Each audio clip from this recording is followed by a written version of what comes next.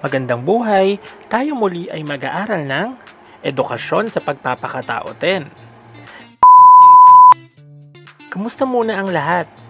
Ako ay umaasa na lahat tayo ay nasa mabuting kalagayan ngayon. Sana lahat tayo ay malakas ang pangangatawan at walang mga sakit. Bago natin simulan ang ating aralin, tayo muna ay manalangin.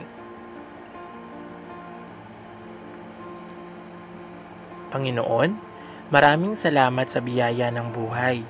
Pinupuri ka namin. Patawarin mo po kami sa aming mga kasalanan. Mapagtanturin po sana namin ang kahalagahan ng pag-aaral bilang susi sa magandang kinabukasan. Bigyan mo po ng lakas ng pangangatawan ang aming mga mahal sa buhay, lalo't higit ang aming mga magulang. At masulit namin sa dunong at karangalan ang bawat sentimong kanilang pinaghihirapan. Gabayan mo po ang aming mga guro at pamunuan upang magampanan ang mga tungkulin sa kanilang balikat na kaatang. Huwag mo po kaming pabayaan. Hawiin mo po ang kapahamakan sa aming daraanan at puspusin ng Espiritu Santo upang maging makadiyos, makatao, makakalikasan at makabansa sa pangalan ni Jesus. Amen. Tunghayan naman natin ngayon ang ating mga rules dito sa ating online class. Ilan sa mga dapat nating tandaan? Dapat tayo ay maagang pumapasok. Kahit na tayo ay nasa bahay lang, i-feel natin na dapat tayo ay parang nasa eskwelahan pa din. Dapat habang tayo ay nasa online class, tayo ay nasa isang spot lang at hindi tayo paalis-alis sa ating pwesto. Panatilihin din nating nakamute ang ating microphone at i-unmute lang ito kapag tayo ay tinawag na ni teacher at meron siyang tinatanong sa atin. Pwede rin nating ibuksan ang ating mga video, pero kung makakatipid naman tayo, kung tayo ay nakadita, pwede rin naman nating i-close yung ating mga video. Pag tayo ay may katanungan, gamitin po yung ating mga chat box. Okay, makinig maigi, wala rin sanang kumakain habang tayo ay nagkaklase. At ang pinakamahalaga sa lahat, have fun and do your best. So handa na ba kayong matuto? Tara na, simulan na natin. Tunghayan natin ang kasabihan na madali maging tao, mahirap pagpakatao. Sa inyong palagay, ano kaya ang naisipahiwatig ng kasabihan? Tama, ito ay may dalawang bahagi. Ang una ay yung madali maging tao na sumasagot sa pagkaano natin bilang isang tao. At ang ikalawang bahagi naman ay yung mahirap pagpakatao. Ito naman ay nakatuon sa pagkasino natin bilang isang tao. Sabi nga natin, talaga namang mahirap magpakatao. Ito nga ay tumutukoy sa pagkapersona natin bilang isang tao. Binubuo ito ng mga katangiang nagpapabukod-tangi sa atin bilang isang tao, sa atin bilang kapwa. Kung ating babalikan na pag-aralan nyo noong kayo ay nasa grade 7 pa lang, 'di ba, na ang tao ay may mga kapangyarihang ibinigay ng Diyos sa atin. Ano-ano kaya yung mga yun? Tatandaan mo pa ba? Pwede ka bang magbahagi? Magaling. So, naunawaan din natin na bilang isang tao, tayo ay kaiba sa mga hayop. 'Di ba talaga tayo ay may mga katangian na kaiba sa kanila? Mamaya tutunghayan natin yan sa ating magiging gawain. Pero bago yan, puntahan muna natin ang ilan sa mga katanungan. Ito ay ang tatawagin nating pag-isipan natin. Magbibigay ako ng ilang mga katanungan at subukan nating sagutin. Dito, kailangan nating piliin ang titik ng tamang kasagutan. Para sa unang katanungan, ito ang katangiang nagpapabukod-tangi sa tao. A. Isip at kilos loob. B. Isip at talino. C. Kakayahan at ugali. Or D. Talino at galing.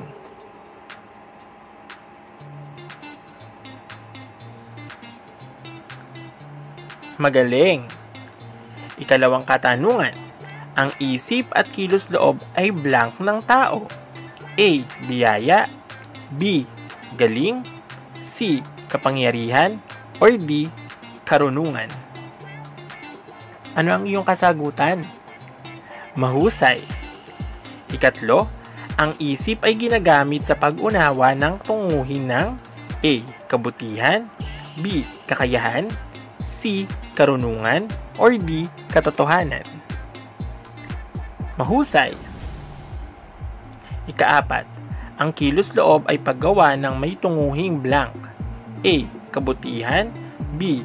Kakayahan, C. Karunungan, or D. Katotohanan. Magaling.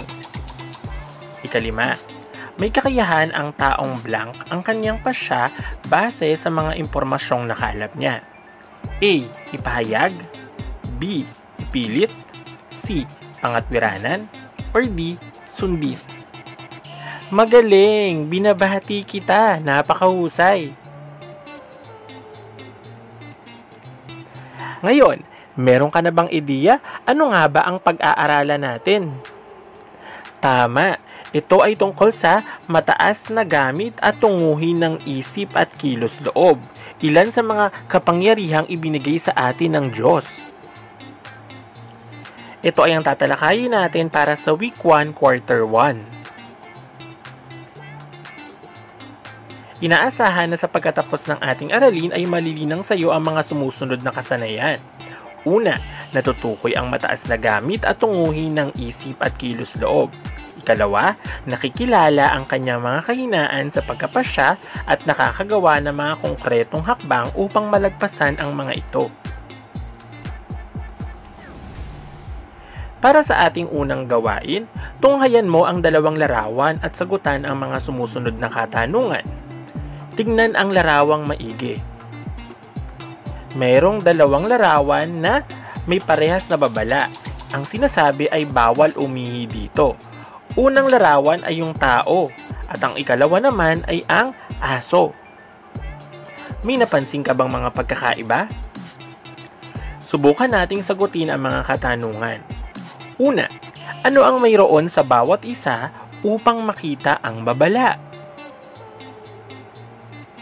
Magaling. Ikalawa, ano ang kakayahang taglay ng bawat isa upang maunawaan ang sinasabi ng babala? Tama. Ikatlo, ano ang kakayahang taglay ng bawat isa upang sundin ang sinasabi ng babala? Magaling. Ika-4, ano ang inaasahang magiging tugon ng bawat isa sa babala? Magaling. At ika-5, saan binatay ang pagtugon ng bawat isa sa babala? At maaari nyo ba itong ipaliwanag? Magaling! Sa inyong palagay, bakit nga ba sinasabi na ang tao ay hindi tapos samantalang ang hayop ay tapos? Magaling! Tayo bilang isang tao ay nilikhang hindi tapos. Hindi katulad sa hayop, 'di ba? Na ibig sabihin, yung hayop kasi o katulad ng aso, wala naman kasi siyang pinaghahanda ang kinabukasan sapagkat sa pagkapanganak pa lamang, alam niya na kung sino siya, aso siya. Bakit sinasabing hindi nilikhang tapos ang tao?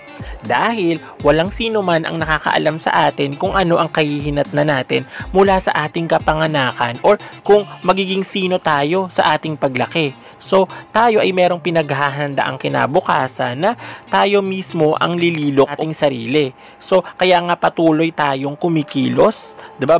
Ang bawat tao ay patuloy na kumikilos patungo sa paghanap ng mga piraso na makakatulong upang sa tayo ay maging tapos, 'di ba? Kailangan natin hubugin yung lahat ng mga kapangyarihang ibinigay sa atin. Yes, madali maging tao kasi pagkapanganak pa lang natin, nandiyan na ang isip, nandiyan na ang kilos loob, nandiyan na ang lahat ng mga ibinigay sa ating kapangyarihan. Pero kailangan natin itong hubugin upang makarating tayo sa pagkapakatao na maaaring makatulong sa atin dun sa paghahanda ng ating kinabukasan. Basahin naman natin ang paano nga ba mananalo sa laban sa korte. Ito ay isang inspirasyon mula sa likha ni Jacob Braude sa aklat na The Next 500 Stories. Handa ka na ba? Basahin na natin. Si Luis ay may 3 kaibigan, sina Carl, James, at Lance. Madalas niyang kasama ang dalawa. Sa tuwing kasama niya si Carl ay napakagaan ng kanyang pakiramdam. Parang kayang-kaya niya gawin ang lahat at abutin ang pinakamataas na bundok. Kapag si James naman ay hindi mabilang ang tawanan at kaligayahan. Si Lance ang di niya madalas makasama, kakaunti lamang ang kanyang naaalala sa isa't isa. Isang araw ay kinailangan ni Luis na humarap sa korte upang ipaliwanag ang sarili. Dito ay kinailangan niya ang tulong ng kanyang kaibigan. Una niyang pinuntahan ay si Carl. Agad-agad itong humindi at sinabing hindi siya makakasama. Pinuntahan naman niya si James. Sumagot ito at sinabing sasamahan siya, subalit hanggang sa tarangkahan lamang ng gusali ng korte. Hindi niya makakasama pa doon sa loob. Sa huli ay pinuntahan niya si Lance. Pinakiusapan niya na kung pwede siyang samahan nito sa korte upang ipagtanggol. Agad itong sumagot ng oo at ipinagtanggol nga siya hanggang siya ay manalo sa korte. Naunawaan niyo ba ang kwento? Ngayon, sabi natin lahat ng tao ay may tatlong kaibigan, katulad ni Carl, ni James at ni Lance. So ang una, sa katauhan ni Carl ay kumakatawan sa ating pera na paborito nating kasama, subalit hindi natin pwedeng isama sa oras ng kamatayan. Ang pangalawa naman ay si James. Ito naman yung ating mga kaibigan at kaanak na ang tanging magagawa lamang ay ihatid tayo sa ating libingan, 'di ba, sa huling hantungan, at hindi ka na maipagtatanggol sa huling paglilitis. At ang huli naman na kumakatawan kay Lance ay yung kaibigan na hindi mo madalas makasama, pero ito yung tinatawag nating paggawa ng kabutihan. Ito ay yung mga makakasama mo, magiging sandata mo at magtatanggol sa atin sa ating huling paglilitis sa pagharap natin sa ating poong lumikha o sa ating Panginoon. Ngayon, subukan nating sagutan ng ilan sa mga katanungan.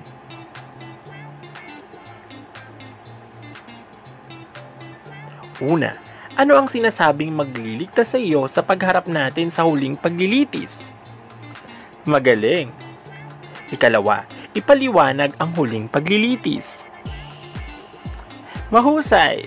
Ikatlo, anong pagpapahalaga ang napulot mo sa kwento? Tama. Ikaapat, papaano mo mapapalakas ang iyong tagapagtanggol? Magbigay ka nga ng halimbawa. Mahusay.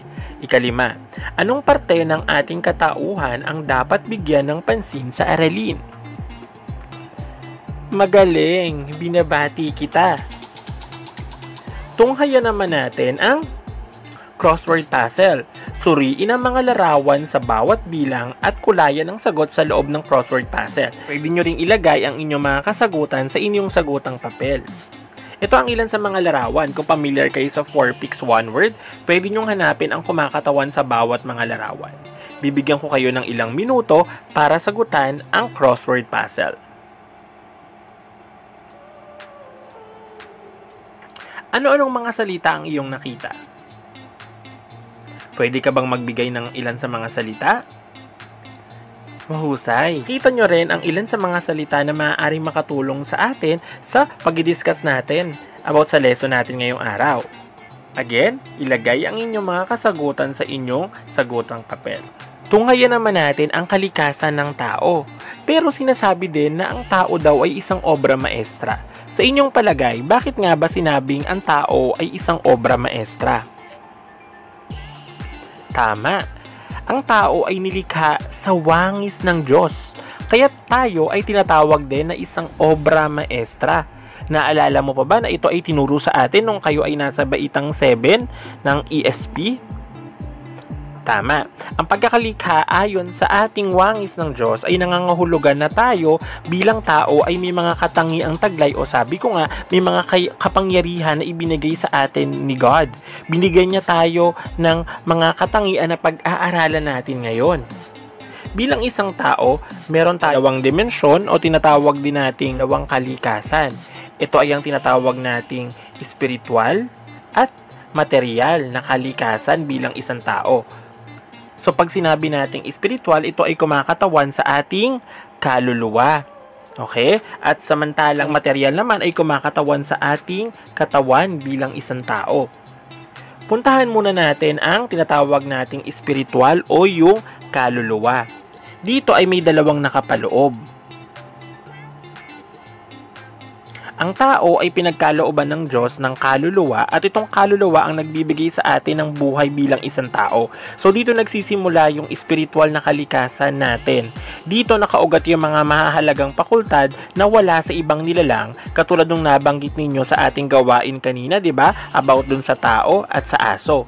So meron tong dalawa. At ang una ay yung tinatawag nating isip o sa Ingles nga ay yung intellect. Ito ay isang makapangyarihan, okay, na tungkulin na ibinigay sa atin ng Diyos na mag-isip at may kakayahang di makapagbuod ng esensya ng mga umiiral at yung pagmumuni-muni. At dahil dito, nakakagawa din tayo ng kakayahan na magtimbang-timbang, magsuri ng mga bagay-bagay, at dahil sa mga kakayahang ito, na nabanggit ko kanina, makikita natin na ang kaisipan ay may kakayahang magkalap ng mga karunungan at malaman yung katotohanan at tama.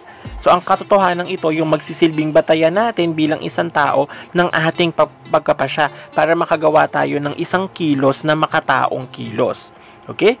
Samantalang yung pangalawa naman ay tinatawag nating will or sa Tagalog ay kilos loob. So, ito nga ay tinatawag din nating rational, appetitive, 'di ba? Ibig sabihin, ang ating kalooban ay may kakayahang pumili. Okay, ito rin ay biyaya sa atin ng Diyos na may kakayahang maghari tayo sa ating paghuhusga sa bawat aksyon na ating isasagawa. At ang hangarin nito ay gumawa tayo ng kabutihan. Tunghayan naman natin yung pangalawa, no? So, tinatawag din natin itong material o katawan. Bilang tao, tayo ay pinagkalooban ng Diyos ng maganda at kahangahang katawan. At sa katawang ito, nakaugat yung maraming kakayahan na tumutulong sa mga iba pang mga fakultad natin na nakaugat sa ating kaluluwa. So, ang katawan ang siyang may direct contact sa reality or sa realidad at nagiging instrumento to o instrumento para maisagawa natin yung mga bagay na naisip natin at ninanais natin bilang isang tao. So, isa-isahin natin yung mga nakapaloob dito sa material o katawan. So, una, meron itong dalawa, no? Nakapaloob dito yung tinatawag nating emosyon. Okay? So, emosyon, ito yung mga nararamdaman natin. Ito yung mga pangunahing emosyon natin bilang tao. Halimbawa na lang dyan, yung pagkatuwa, pagkagalit, pagkamuhi, pagkalungkot, pagkatakot, pagkagalak, o pag-asam. So, yung mga emosyong nabanggit ko ay gawa ng mga kakayahan na nagbibigay kulay sa buhay natin bilang isang tao. At ang pangalawang nakapaloob naman sa material o katawan ay ang tinatawag nating pandama. Minsan tinatawag din natin itong pandamdam. Okay? So, dito sa pandamdam or pandama ay meron pang dalawa. Nandiyan ang tinatawag nating panlabas at panloob. So, puntahan muna natin yung panlabas na pandama o tinatawag din nating external senses. Alam nyo ba na ito ay merong 5? Kung yung babalikan na pag-aralan na natin ito nung tayo ay nasa elementarya, di ba? Ito yung tinatawag natin na 5 senses. So, una, syempre nandyan yung ating paningin o yung sense of sight. So, ang tao ay may kakayahang makita, syempre, yung mga bagay-bagay sa kanyang paligid, di ba? Dahil sa kanyang paningin, yung tao ay nagkakaroon ng kakayahang makita yung kagandahan at syempre yung kulay ng kapaligiran, pagmasdan at ngitian yung mga mahal natin sa buhay, magmasid sa pagkakaisa at pagkakasunod-sunod ng mga bagay dito sa mundo. Okay? Nandyan din syempre yung pangalawa, yung pandinig o yung sense of hearing. Yung pandinig natin bilang isang tao ay may kakayahan tayong tumanggap ng mga impormasyon at marinig natin yung mga katotohanan o pangkalahatang katotohanan. Okay? Pangatlo, nandyan naman yung panlasa or sense of taste. So dito, ito yung nagpapagana sa atin ng pagkain. Diba? Ang tungkuling ito, syempre ay upang panatilihin yung kalusugan ng ating katawan. Sumunod naman yung ika-4, pang-amoy or sense of smell. Ito ay binibigay sa tao, binigay sa atin bilang isang tao para magbigay sa atin ng sigla sa pagkain. At syempre, ito rin yung maaaring tumulong sa atin sa pagkamit ng pagpapahalaga sa tulong ng ating kamalayan at fakultad. Yung pinakahuli naman yung pandama or sense of touch. Ito yung ginagamit natin syempre sa paghawak ng pagkain, ito yung pagsalat o kaya paghipo sa may mga sakit. Ito rin ay ginagamit upang ipakita natin yung ating pagmamalasakit at pagmamahal natin sa isang tao. So balikan nga natin, ano-ano nga ulit yung 5 senses? Sense of sight, sense of hearing, sense of taste, sense of smell, at sense of touch. Tumungo naman tayo sa ating panloob na pandama or internal senses. So, meron tayong 4. Alam nyo ba kung ano-ano ito? Pwede nyo bang ibigay? Okay. So, puntahan muna natin yung una. Ito yung tinatawag nating imahinasyon. Ito yung kakayahan natin na lumikha ng larawan sa ating isip. At syempre, papalawakin pa natin ito, no? Bubuo tayo ng larawan sa ating kaisipan upang makita natin yung mga bagay-bagay sa pamamagitan ng pagbuo ng mga larawan. Nandyan din yung memorya. Ito yung kakayahang kilalanin at alalahanin natin yung mga nakalipas na pangyayari o yung mga karanasan o yung mga sitwasyon. Kakayahan natin na gunitain, 'di ba? Yung mga nangyari sa ating buhay. Dito, nakaimbak yung lahat ng impormasyon na nakalap ng ating kakayahan or fakultad. Nandyan din yung tinatawag nating instinct. Ito yung kakayahan natin na maramdaman ang isang karanasan at tumugon ng hindi dumadaan sa katwiran. Ito yung sinasabi natin din na kakayahan ng isang tao na mahilig sa mabuti or kumiling rather dun sa mabuti at umiwas dun sa mga bagay na masama. At yung pinakahuli naman yung tinatawag nating common sense. Ito yung pagkakaroon ng malay sa ating pandama. Ito yung nakakapagbuod at nakakapag-unawa sa ating mga pangyayari sa ating buhay. Ito yung kakayahan na tumutulong sa atin upang mabatid yung aksyon ng mga panlabas na pandama. So, higit na malakas yung pandama natin kapag ang tao ay gising or hindi lasing. Okay?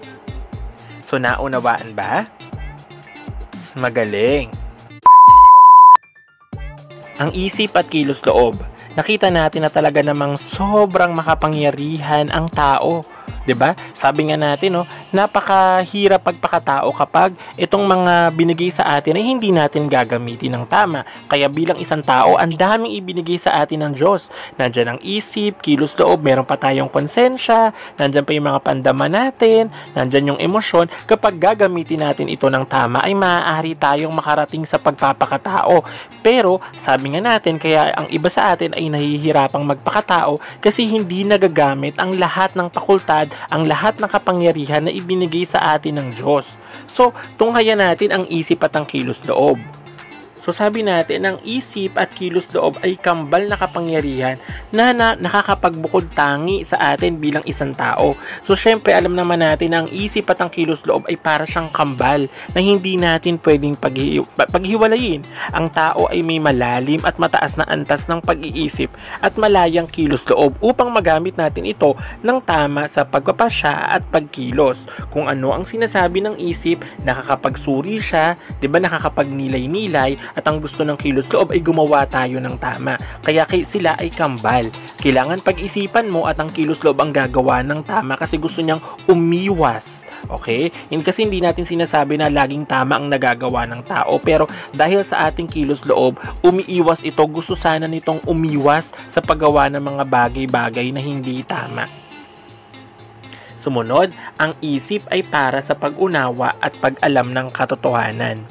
So sabi natin, no, ang isip ay talaga namang kakayahan ng tao para makaunawa o kapangyarihang binigay sa atin ng Diyos para mag-isip. Ito yung kakayahang umalam, magsuri, tumuklas, magbigay ng kahulugan sa lahat ng kaalaman. Dapat malaman natin na sa bawat kilos na ginagawa natin ay may nakatagong katotohanan. Yun ang kailangan nating suriin at unawaing mabuti. Ikatlo, ang kilos loob ay pagkilos tungo sa kabutihan. Sabi natin, no, ang kilos loob ay kapangyarihang magpasyang pumili batay sa mga nakalap na impormasyon ng ating isip. Kaya nga sila kambal.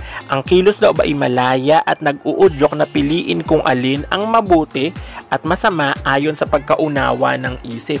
Pero ang gusto ng ating kilos loob ay tumungo sa kabutihan. Gawin kung ano ang tama at mabuti. Ang tunay na karunungan ay ang paghahanap ng katotohanan. So sabi natin, no, magkaugnay talaga yung dalawang kapangyarihang ibinigay sa atin at hindi talaga natin sila mapaghihiwalay. So, ang kilos loob ay ang likas na paggusto o pagkahilig natin sa mabuti. Ang karunungan ay bunga ng nahubog ng ating isip at ang kilos loob naman batay sa katotohanan. Maraming gumagawa ng taliwas dun sa katotohanan dahil sa kulang na impormasyon, hindi natin talaga na proseso ng tama at mabuti. So marami rin namang marunong sa kaisipan, marunong marunong sumuri, maghanap ng mga impormasyon, ngunit ang kilos loob naman ay pwede pa rin pumiling umudyok or mag-udyok doon sa mga bagay na hindi mabuti o masama. Ito ay dahil sa kakulangan ng mga sapat na kaalaman na nakalap ng isip dahil sa matinding emosyon, 'di ba, na maaaring nagulumihanan ka sa kakayahan kaya naapektuhan ito yung kakayahan mong mag-isip at yung kilos loob na gumawa ng mabuti.